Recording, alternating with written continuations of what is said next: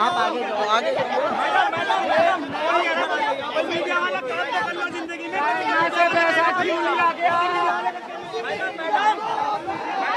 गोदी मीडिया की सत्ता से यारी और पत्रकारिता से गद्दारी अब समूचे मीडिया के लिए ही काल बन गई है। और यही कारण है कि अब राजनीतिक पार्टियों से लेकर मीडिया के एक बड़े वर्ग तक गोदी मीडिया से आर पार के मूड में सब आ चुके हैं। न्यूज क्लिक पर सरकारी एजेंसियों की बढ़ती दबिश से लेकर यूपीए के कानून लगाने तक इन खबरों ने पत्रकारिता कर रही मीडिया के मन में एक रोष उत्पन्न कर दिया है कि अगर सरकार खबर दिखाने पर बंदिशें और तगड़ी करने जा रही है तो फिर अगर पत्रकारिता करना सरकार से जंग है तो जंग ही सही, लेकिन इस जंग में जो कुछ घुसपैठिए जो घुसने की कोशिश कर रहे थे उन्हें सबसे पहले खदेड़ने का काम स्वतंत्र मीडिया के लोगों द्वारा किया गया। और पत्रकारों और सरकार के खिलाफ जो बिगुल पत्रकारों ने अब फूकी है उसमें आम लोग भी पत्रकारों के साथ नजर आ रहे हैं। नमस्कार, आदाब, आप देख रहे खबर अड्डा और मैं हूं आपके साथ सुम्बुलीरम। वैसे तो अब लड़ाई सरकार वर्सेस मीडिया की होनी चाहिए थी, लेकिन जिस अमृतकाल में हम रह रहे हैं वहां लड़ाई मीडिया वर्सेस गोदी मीडिया की पहले हो रही है। और भाई वक्त की मांग भी है कि पहले उन दीवारों को गिराया जाए जिसके कारण लोगों की आवाज सत्ता तक सही से पहुंच नहीं पा रही है। न्यूज क्लिक के मामले ने उन पत्रकारों को मोर्चे पर लाकर खड़ा कर दिया है जिनकी रोजी रोटी ही जनता समर्थित पत्रकारिता करके चलती है। यूट्यूबर कहके जिन्हें कमतर दिखाने की कोशिश जो तथाकथित मेनस्ट्रीम वालों द्वारा की जाती है उनकी बोलती तो अब खुद पीएम मोदी के यूट्यूबर बन जाने के बाद से बंद है। और इसके बाद अब यही वैकल्पिक मीडिया के लोग अब मुख्य धारा वालों की धारा भी मोड़ रहे हैं। खबर जैसे न्यूज क्लिक के लोगों को प्रताड़ित किए जाने की सामने आने लगी, वैसे ही सुबह होते होते कई पत्रकार हाथों में तख्तियां लेकर जंतर मंतर पर पहुंच गए और सरकारी एजेंसियों की इस कार्रवाई की मुखालफत करने लगे।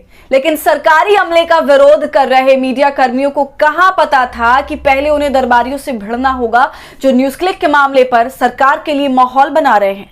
जब दरबारी मीडिया को ऐसा करते हुए बाकी पत्रकारों ने देखा तो प्रदर्शन का मूड ही कुछ समय के लिए बदल गया। पत्रकारों ने जंतर मंतर पर इकट्ठा हुए उन दरबारियों के खिलाफ नारेबाजी करनी शुरू कर दी जिनके कारण ही हालात इस कदर बदतर हुए हैं। और अगर इन दरबारियों में से भी सबसे ज्यादा अगर किसी को घेरा गया तो वो था सुरेश चौहान के का सुदर्शन न्यूज, जिसके रिपोर्टर पत्रकारों के सामने लंठाई पर उतर आई और खुद को शेरनी बताकर ये दावा करने लगी कि वो किसी से डरती नहीं, लेकिन उसे भी थोड़े ही समय में अपने तेवर पत्रकारों के विरोध के सामने ठंडे ही करने पड़े। देखिए,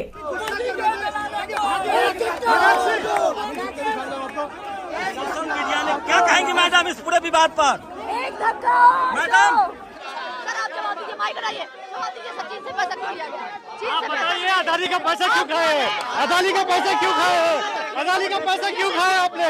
अदानी का ये प्रदर्शन करते हुए किस तरीके से अपने आप को प्रदर्शनकारी मीडिया कर्मी समझ रहे हैं, किसी का माइक छीन के और इस तरीके से बोल रहे हैं। अदानी का पैसा क्यों खाए?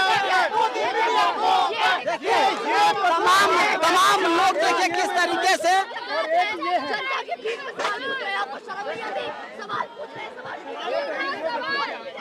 आप आगे जाओ, आगे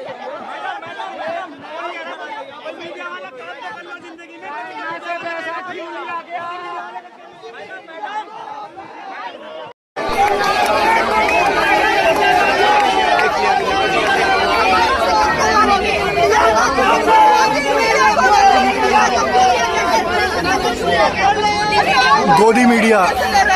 हम ये कहते रह गए कि एक दिन आएगा कि मीडिया को गली कूचों में लोग उसकी इस नीचता को देखकर खदेड़ देंगे, लेकिन किसे पता था कि बात यहां तक एक दिन आ जाएगी जब मीडिया ही दो धड़ों में बंट जाएगी और हम अपनी आंखों से पत्रकार वर्सेस पत्रकार होता हुआ देखेंगे।